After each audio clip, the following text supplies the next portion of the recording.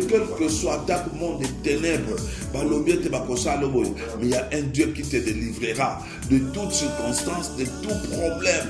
Oyo, diable, il y a quelqu'un, Dieu est notre délivrance. Il a fondé son espoir à Dieu. Parce que les Camerounais sont pour fonder espoir dans Nzambe. Nzambe à côté, il ne te laissera pas. Il va te soutenir. Bien-aimé dans le Seigneur. 54 verset 4. Et lui croyait que Aman, il faut te prendre ton moment. Yo frère en Christ, vous allez détruire œuvre ensemble, pas œuvre en Satan. Tozana yango kaka. Quelle est la place où il y a yo? Osala po yenda kela kiyo ayebi ala ngati. Tous exemple d'un architecte, tant va concevoir plan là, tant va concevoir construction là yanda. Nda presque ça pour le non, moi je ne veux pas comme ça. Non, il va seulement obéir parce que va kotonga ye na ndenge architecte a tcheli plan là. Peut-être nous tout le monde a kanda possible. Nda pas pour déclarer que non awa na tengami l'architecte verra que là ça ne va pas. Nous sommes allés architectes de mon aviso.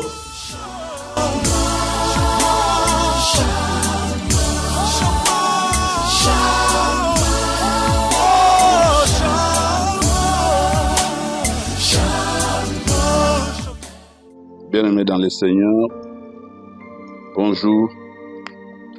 C'est bien moi votre frère Gauthier qui revient encore partager avec vous la parole de Dieu. Aujourd'hui, nous allons lire dans Romains 12, versets 1 à 2.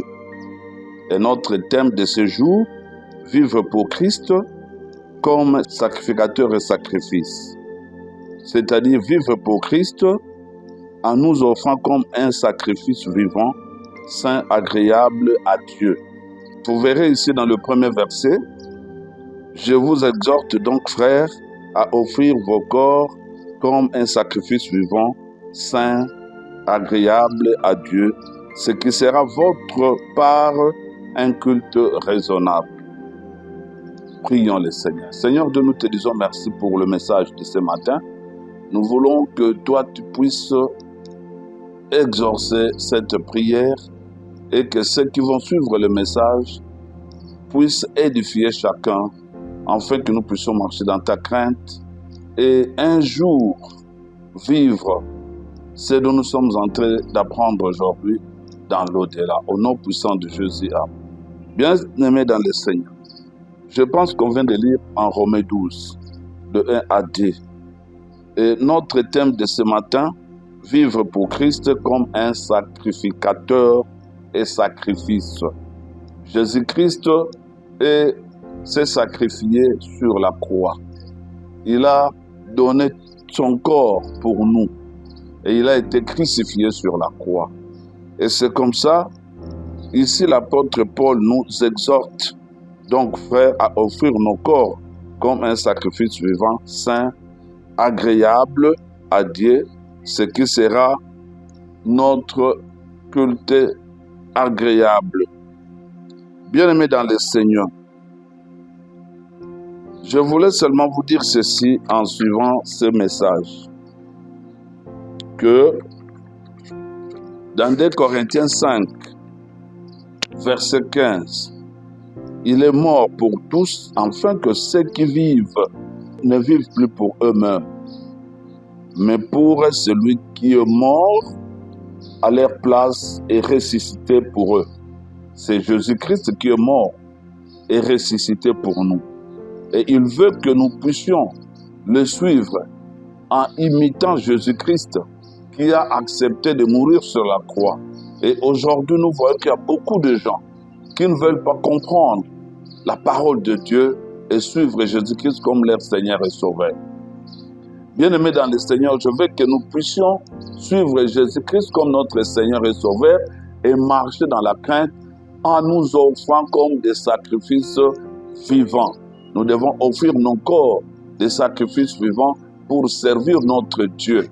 Jésus-Christ était le sacrificateur et sacrifice. Nous savons que dans l'ancienne alliance, les gens, quand ils ont péché et qu'ils ont été privés, nous étions privés tous de la gloire de Dieu. Jésus-Christ est venu. Mais avant qu'il vienne dans l'ancienne alliance, nous avons vu que quand quelqu'un a péché, pour qu'il ait le pardon du péché, il faudrait qu'il puisse amener le bête, soit un brebis, soit un veau ou une chèvre, pour aller sacrifier afin qu'il ait la vie. Et nous avons eu de la chance dans cette deuxième alliance. Jésus-Christ est venu et lui a accepté de mourir sur la croix. Et aujourd'hui, nous avons la vie, nous avons le pouvoir, nous avons l'autorité de marcher sur les scorpions. C'est parce que lui a accepté de mourir sur la croix pour nous. Raison pour laquelle nous aussi, il nous demande, avec l'apôtre Paul, de nous sacrifier comme des sacrifices vivants et servir le Dieu afin que nous puissions vivre la vie éternelle un jour dans l'avenir. Bien-aimé, ce que tu fais, est-ce que tu fais la volonté de Dieu? Quand nous lisons dans 2 Corinthiens 5, 17, ainsi celui qui est uni au Christ est une nouvelle créature. Ce qui est ancien disparu, voici ce qui est nouveau et déjà là. Bien-aimé dans le Seigneur, quand tu acceptes Jésus-Christ comme ton Seigneur et Sauveur, tout ce qui est ancien est tombé et tu deviens une nouvelle créature. Mais il faut donner toute ta vie pour servir le Christ. Et vous verrez ici que quelqu'un qui a accepté de servir Christ devient exceptionnel. C'est un modèle pour Christ, ainsi que le monde, une lumière pour le monde. Il n'est plus le même par le mode de vie. C'est comme nous avons vu comment apôtre Paul, qui était persécuteur, qui combattait les chrétiens, qui tuait les chrétiens. Mais quand il avait rencontré Jésus-Christ sur la route de Damas, ce dernier avait totalement changé. Il a commencé à servir Dieu. Et c'était un modèle pour nous. Il a tout abandonné pour servir Christ. Et nous aussi, nous ne devons pas demeurer toujours dans le péché. Nous ne devons pas demeurer toujours en oubliant ce que Christ a fait pour nous. Mais nous devons nous sacrifier et servir notre Dieu en nous offrant comme des offrandes vivantes pour le Seigneur. Quand nous lisons dans Éphésiens 5, 1 à 2, on nous dit, soyez donc des imitateurs de Dieu, puisque vous êtes ses enfants bien-aimés et vivez dans l'amour en suivant l'exemple du Christ qui nous a aimés. Donc, et qui s'est livré lui-même à Dieu pour nous comme une offrande et un sacrifice de bonne odeur. Donc nous aussi, nous devons imiter notre Christ et marcher dans la crainte de sa parole, afin que nous puissions vivre sa grâce. Bien-aimés dans le Seigneur, vivre pour Christ, c'est se séparer du monde, accepter Jésus-Christ comme notre Seigneur et Sauveur. Bien-aimés dans le Seigneur, lorsque nous offrons notre corps à Dieu comme sacrifice de ces derniers, il nous élève. Il nous élève parce que ce dernier va renouveler notre intelligence et la puissance. Il va nous donner l'esprit de discerner les choses. Vous remarquerez dans Timothée 1,13, moi qui étais auparavant blasphémaire, un persécuteur, un homme violent, mais j'ai obtenu miséricorde pour ce que j'agissais pour l'ignorance et l'incrédulité. Ici, l'apôtre Paul comprend qu'il il persécutait les chrétiens, il tuait les chrétiens, il était ennemi du Christ. Mais quand il avait rencontré Jésus-Christ sur la route de Damas, il change de position. C'est ce qu'il nous dit. Que là, il était incrédule, il ne comprenait.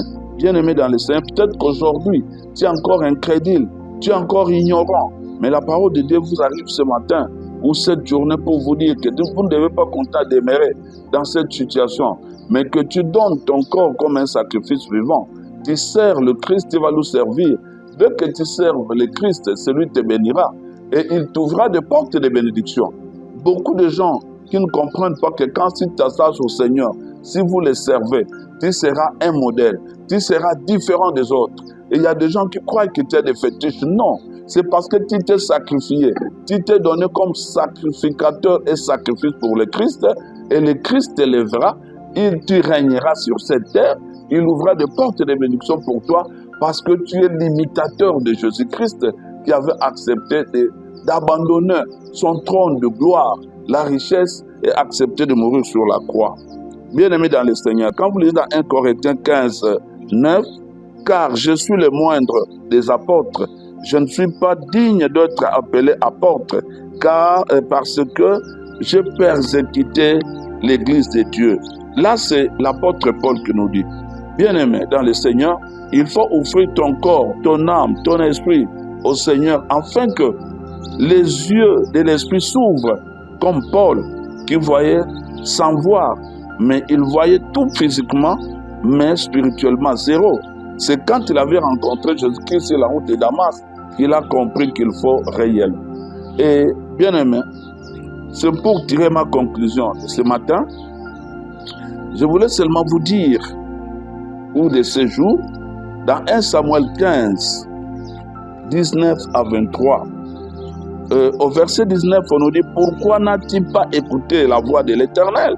C'est comme quand je vous parle ce matin, vous devez écouter la voix de l'Éternel. Pourquoi tu t'es jeté sur le butin et as-tu fait ce qui est mal aux yeux de l'Éternel? Au verset 20, Saoul répondit à Samuel, « J'ai bien écouté la voix de l'Éternel et j'ai suivi le chemin par lequel m'envoyait l'Éternel. J'ai amené Agag, roi d'Amalek, et j'ai dévoué par l'interdit Amalek. » Celui-ci, on lui a dit de tout détruire, de tout abandonner, donc de tout tuer. Mais quand Saoul arrive au niveau des Amalek, il a pris ce qu'il avait trouvé cher. Bien-aimé dans le Seigneur, on nous dit d'offrir nos corps comme un sacrifice vivant pour le Seigneur. Et je voulais que quand vous comprenez, le Seigneur nous dit quand vous voulez le suivre, vous devrez tout détruire. Il ne faut pas prendre des choses qui sont des péchés chéris, que tu vas toujours garder pour toi, caresser. Mais si tu veux suivre Christ, tu dois tout abandonner. Et quand il abandonne tout, tu verras la gloire de Dieu. Ici, on nous dit dans 1 Samuel que réellement, 1 Samuel 15, de 19 à 23, quand vous lirez, vous verrez qu'on dit à Saoul de tout détruire, de tout tuer, de ne rien prendre. Mais c'était le contraire. Et aujourd'hui, toi qui es chrétien, le Seigneur veut que tu puisses tout abandonner.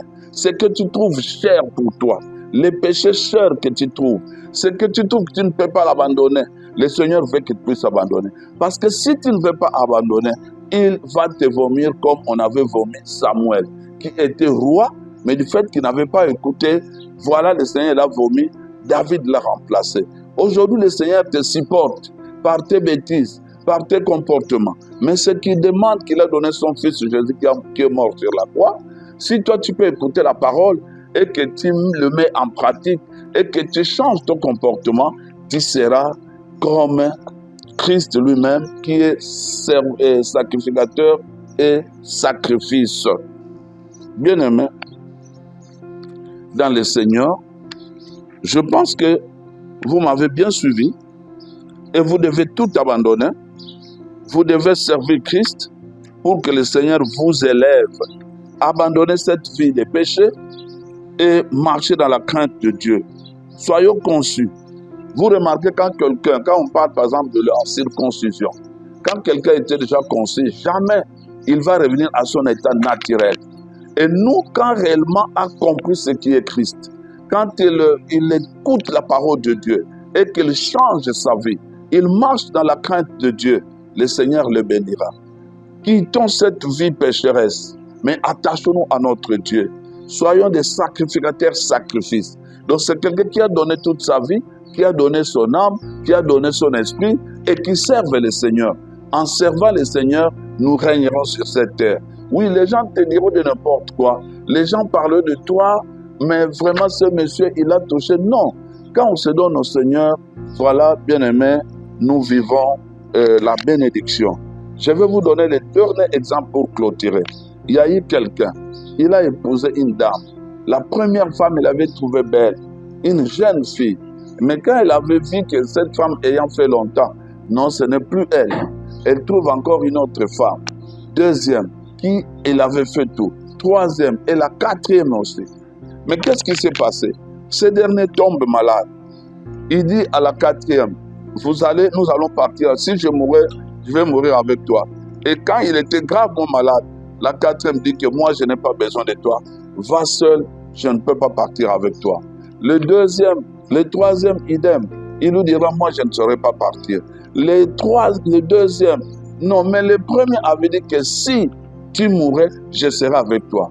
Alors, c'est cette femme-là qui a accepté de mourir avec lui. C'est ton âme.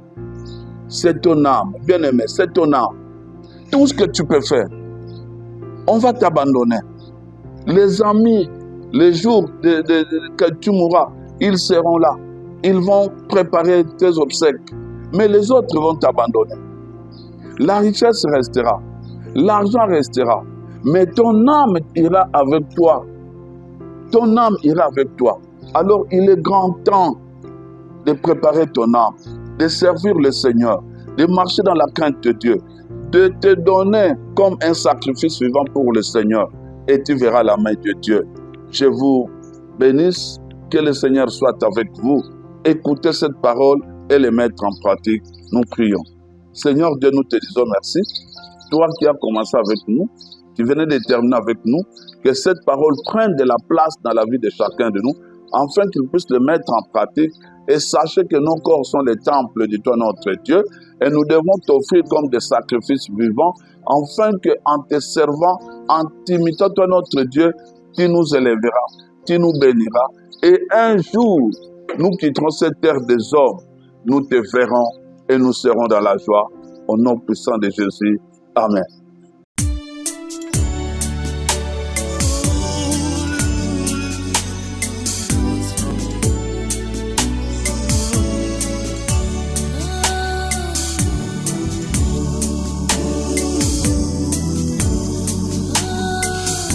Quel que soit ta monde des ténèbres, mais il y a un Dieu qui te délivrera de toutes circonstances, de tout problème. Oyo, diable, il y a quelqu'un, Dieu est notre délivrance. Il a fondé son espoir à Dieu. Parce que les Camerounais sont fondé espoir dans Nzambe. Nzambe à côté, il ne te laissera pas, il va te soutenir. Bien-aimé.